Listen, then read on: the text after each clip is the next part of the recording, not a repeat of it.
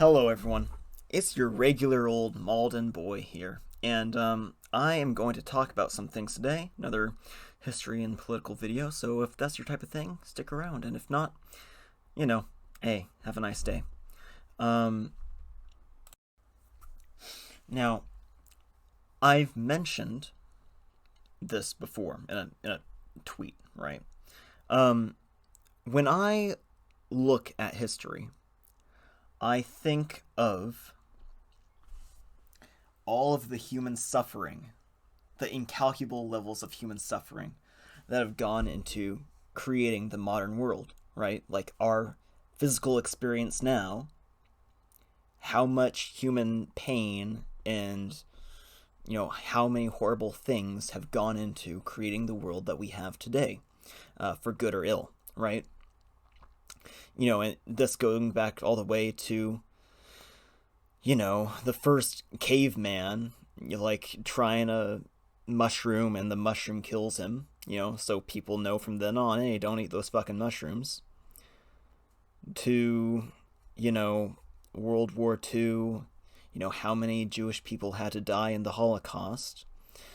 For us today to recognize, we need to take firm stances on human rights issues.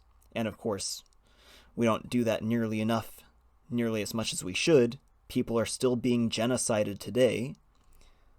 But, at least it was somewhat of a step forward, right?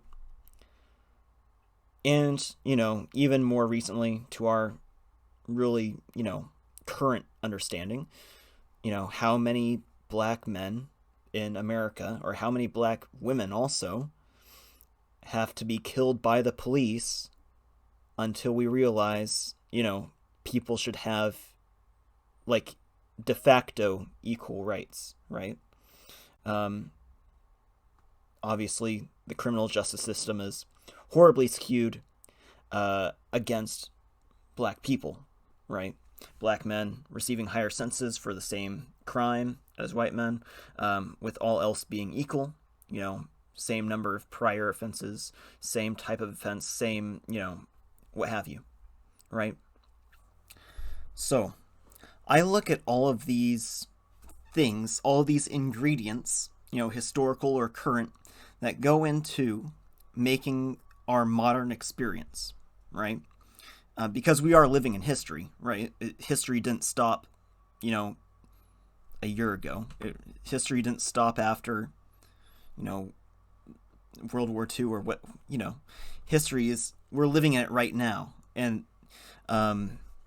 because of that, I look at everything that goes into creating our modern experience, and thinking of all of that human suffering and all of the human suffering going on now, and weighing that against the practically infinite level of potential human happiness in the future, right? So, for example, if we make it to space, if we survive global warming, or if we survive potential nuclear war, or,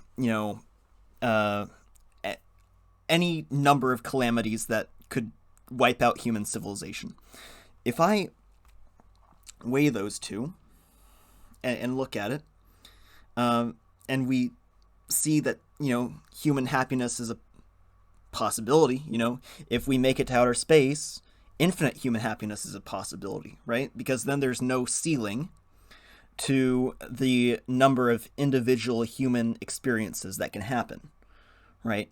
There's no population cap anymore. On Earth, on one world, there's a population cap. If we have too many humans, or if we use too many resources, or use our resources for profit rather than managing them sustainably, there's a serious population cap, right?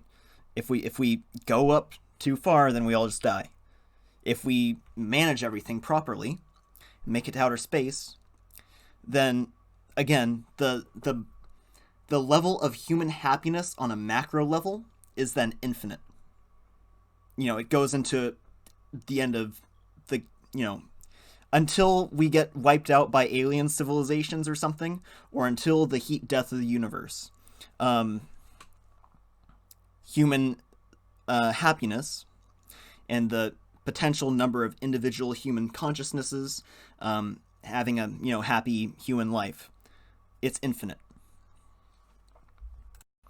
So I when I look at the need for a new system, like for example socialist system, I don't look at it simply from the sense of, okay, these people are alive now and suffering under a capitalist system, we need the next step. All right. When I look at all of this, I'm looking at a simple progression of a worse system or worse technologically you know sophisticated time to a more technologically sophisticated time, or more socially sophisticated time. Um, it's not simply okay, shit's fucked at this current juncture in our civilizational development. Let's move on, because I'm not looking just for a socialist system so I can meme on conservatives or whatever.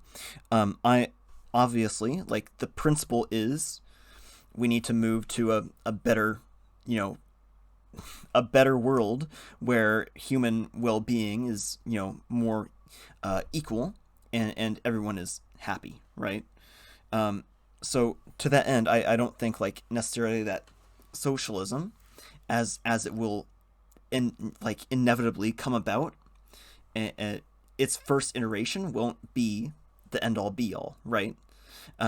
It will still have kinks to be worked out, just like, for example, capitalism had kinks that it had to work out, and now it's reached its end of development, right? We're at late stage capitalism now. Capitalism did a lot of good things compared to like feudalism, and I guess you could say even modern capitalism made a lot of needed developments over basic, mercantile capitalism during, the 18th century, 18th century, 16th century, what have you. All of these things need to be viewed as not just the development of a new system where we have like certain economic organizations, but rather the pushing for a gradually more free and more equal and generally just better society. Because like eco-socialism, for example, would be more than a step up above like what the USSR practiced. Even if it was undemocratic, because that eco-socialism would still provide a more likely, a greater likelihood of us making it to space and living on other planets and what have you, because that magnifies still that potential for human life and human well-being, as from a macro perspective, right? So that's what I'm pushing for, not necessarily just a democratic eco-socialist system in the now, because the current system we have is fucked, but because of all the people in the past that have died pushing for better systems or pushing us forward through human civilizational development, right? So we're always going to be pushing for the next step, and we always have to weigh the people of the past that have died without that system to that next system, right?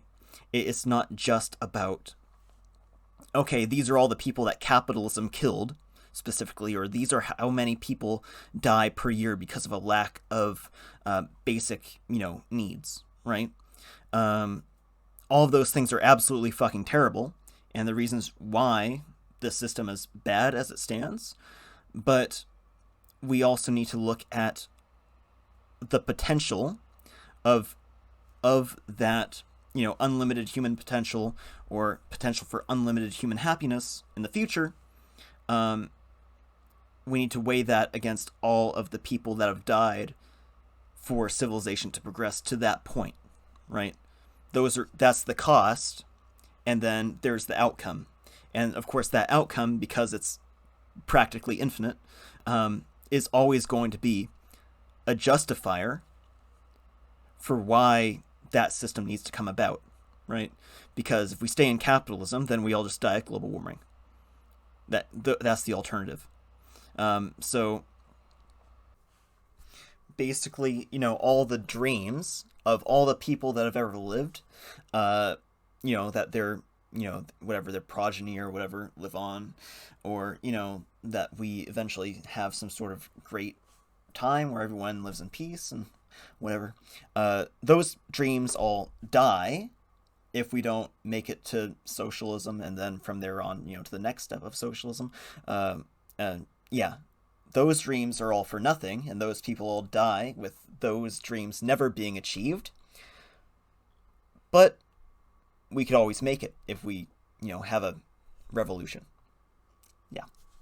And I know what I'm behind, because I sort of like happiness and well-being being widely available to everyone. So, maybe if you're not into it, maybe think about it that way. I don't know if that helps. That's about it, I think. I love you all. This is just a thought. Leave comments in the comments. And then maybe we'll talk more about it. Maybe I'll probably clarify some thoughts on some things. This is something that I've been thinking about recently, so maybe not the most fleshed out set of ideas, but generally what I'm thinking about now, just re-looking at a lot of political stuff and history stuff, and like trying to reframe a lot of my thoughts. Yeah, let me know what you think.